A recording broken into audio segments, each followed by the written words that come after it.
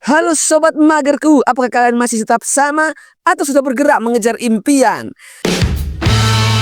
Selamat datang kembali di channelnya orang mager yang sukses suka nonton. Kali ini kita akan membahas alur cerita film drama thriller berjudul Wannabe. Film yang rilis tahun 2024 ini menceritakan tentang kehidupan artis terkenal yang tiba-tiba kehidupannya hancur lebur. Bahkan tanpa ia sadari dan tidak ingat apapun, ia telah membunuh sahabatnya saat mabuk di rumahnya. Oke, sebelum nonton buat kopi namun jangan terlalu manis karena suara Mimin sudah manis. Klik subscribe, like, dan bagikan kepada orang manis se-Indonesia. Tanpa berlama-lama dan berkata-kata, mari ditonton lur.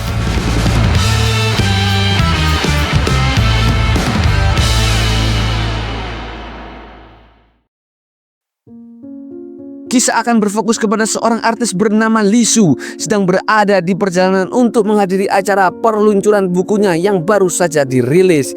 Sekali-kali Lee Soo melihat kaca spion untuk melihat jumlah kerutan di wajahnya yang saking fokusnya.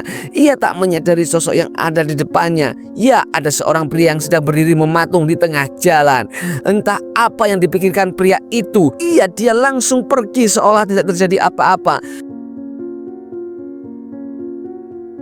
Sesampainya di acara itu, ia malah dibuat tak nyaman dengan si resepsionis yang tidak mengenalinya. Apalagi harus sampai memperkenalkan diri meski ia di acaranya sendiri. Acara itu bisa dikatakan gagal karena sangat sepi pengunjung lur. Atau mungkin karena Lee Soo sudah tidak ada peminatnya. Ketika Lee Soo berniat untuk mengakhiri acaranya, seorang wanita bernama Jimin mendatanginya untuk meminta tanda tangan sekaligus menyatakan jika dia sangat mengaguminya.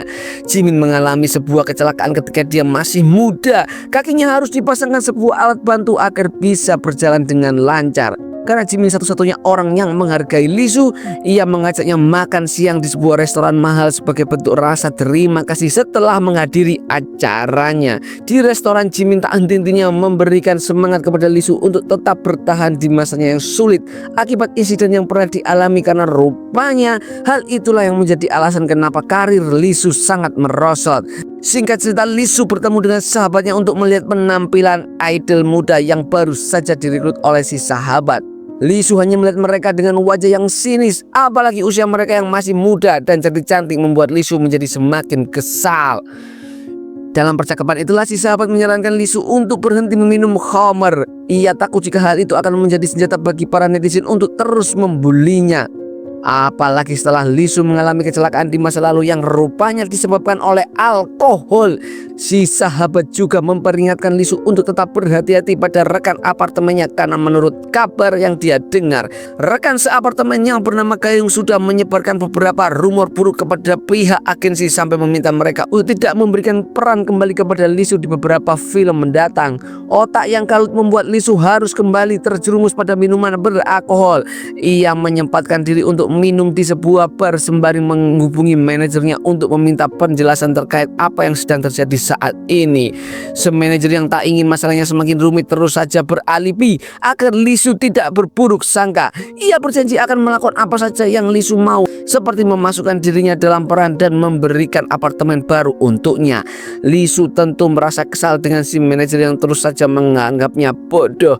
Ditambah lagi kehadiran seorang pria yang mengajak bicara membuat Lee Soo semakin jengkel sehingga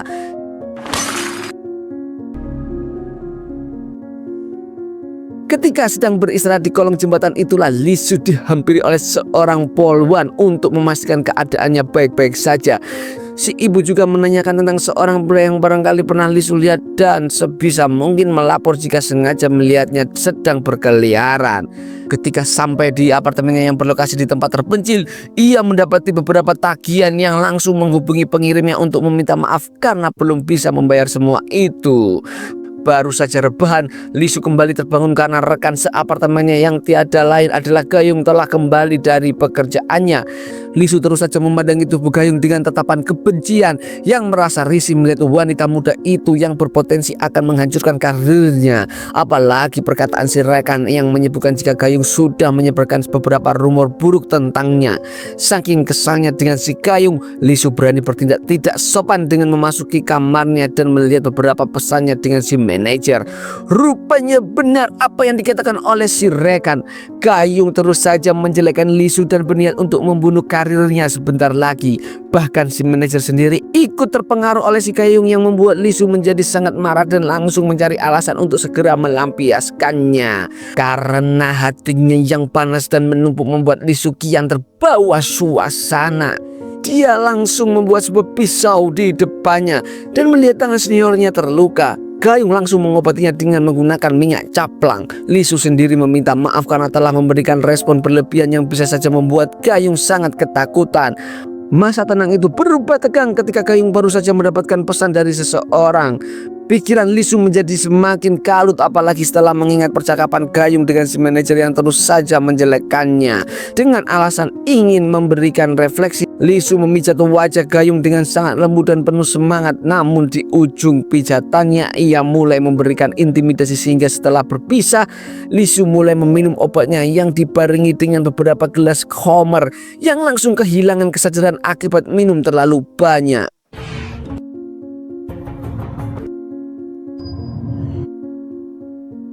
Singkat cerita, ketika dia terbangun dan sadar dari mabuknya, Lee Su sangat terkejut ketika menyadari jika Gayung sudah terbujur kaku, tidak bernyawa. Ia kembali mengingat beberapa hal sebelum kesadarannya hilang untuk meyakinkan dirinya sendiri jika bukan dialah pembunuhnya.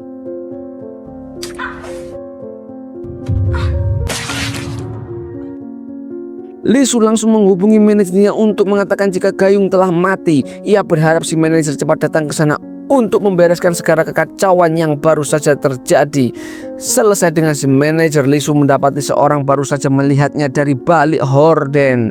Ia langsung menyusulnya untuk meluruskan kesalahpahaman tentang apa yang baru saja dilihat oleh orang itu.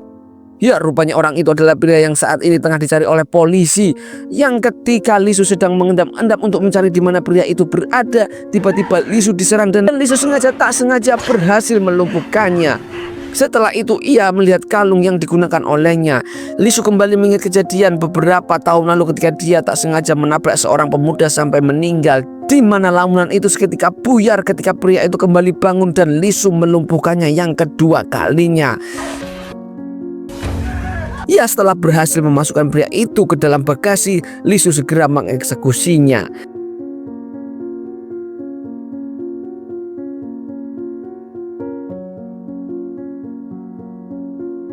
Ketika sedang membersihkan tangannya yang berlumuran darah, sama-sama Gayung bangkit dari kematiannya. Lee Su masih tak menyadari akan hal itu sampai akhirnya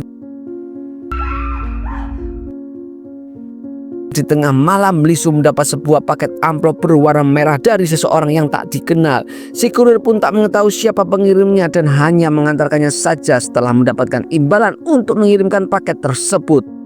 Lee Su sangat terkejut ketika melihat si amplop yang di dalamnya terdapat foto dirinya yang diambil secara diam-diam bahkan di dalam apartemen ketika dia sedang tak sadarkan diri. Satu lagi keanehannya terjadi, mayat Gayung tiba-tiba saja menghilang entah kemana.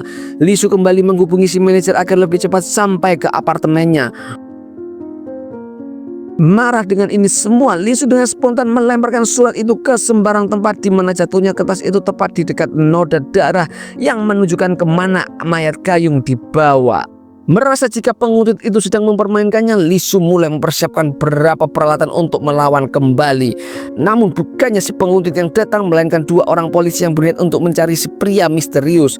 Setelah mendapat laporan jika pria itu baru saja berkeliaran di dekat sana, Lee Su mencoba untuk tetap tenang menghadapi dua polisi tersebut.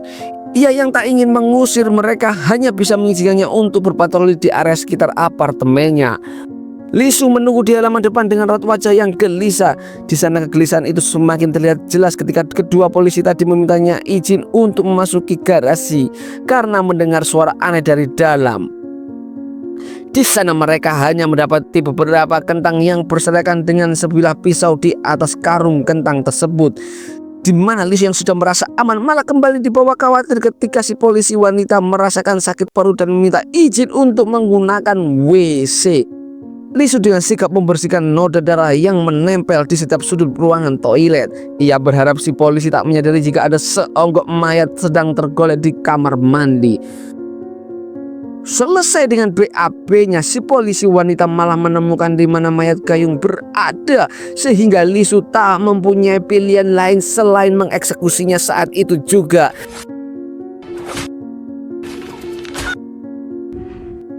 Kemudian Lee Su pergi menghampiri si polisi yang satu lagi untuk memberinya kopi dan menanyakan tentang siapa orang yang memberikan laporan terkait si pria gila yang memasuki area apartemennya. Ketidaktahuan si polisi membuat Lee Su semakin yakin jika memang benar ada seseorang misterius yang saat ini sedang mempermainkannya.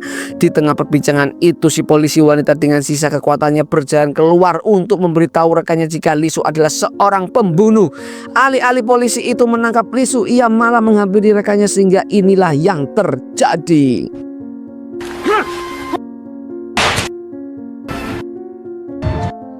Rentetan kejadian yang menimpanya membuat Lee Su sangat kesal.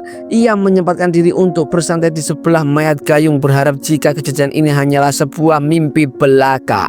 Di mana harapan itu kandas ketika listrik tiba-tiba mati. Lee Su mulai melakukan pencarian karena dia menyadari jika orang yang menirunya benar-benar ada di sana. Tapi apa yang terjadi? Lee Su hanya bisa menangis si manajernya yang tak sengaja dibunuh. Yang bersamaan dengan itu datanglah si misterius yang selama ini mempermainkannya. Dan ya, rupanya si misterius itu adalah Jimin yang di awal film tadi, yang sangat mengidolakan Lee Su. Ia melakukan semua itu semata-mata hanya ingin memberikan pelajaran karena Lee Su telah tersesat dan mengecewakan penggemarnya sendiri. Playback ke masa lalu ketika Jimin masih duduk di bangku SMA. Saat itu sekolahnya yang berada di pedesaan menerima seorang siswi baru dengan paras yang sangat cantik bernama Yuli. Jimin yang kesal dengan kecantikan serta cita-citanya ingin menjadi seorang artis langsung ngerjainnya dengan membawanya masuk ke dalam hutan. Di perjalanan Jimin sesekali menanya Yuli tentang motivasinya yang ingin menjadi seorang artis. Yuli menjawab jika dirinya sangat mengidolakan seorang artis cilik yang tiada lain adalah Lee Su dan mulai terobsesi menjadi artis seperti dirinya. Dengan alasan jika Lee Su adalah orang cerdas, cantik dan kuat, tentu membuat Jimin terus memaksa Yuli agar terus mengikutinya, karena dengan begitu akan mengendalikan mental Yuli lebih kuat sehingga cita-citanya menjadi seorang artis akan selangkah lebih dekat.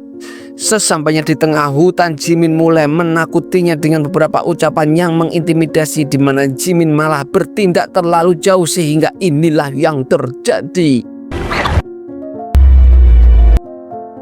Setelah kematian Yuli, Jimin bertekad untuk melakukan apa saja yang bisa membuatnya tersenyum di akhirat. Namun karena orang yang dikaguminya malah melenceng dari jalur dan banyak membuat masalah, tentu akan membuat Yuli merasa sedih sehingga Jimin memutuskan untuk mengakhiri hidupnya sebelum Lee Su bertindak lebih jauh dan mengecewakan Yuli yang sangat mengidolakannya.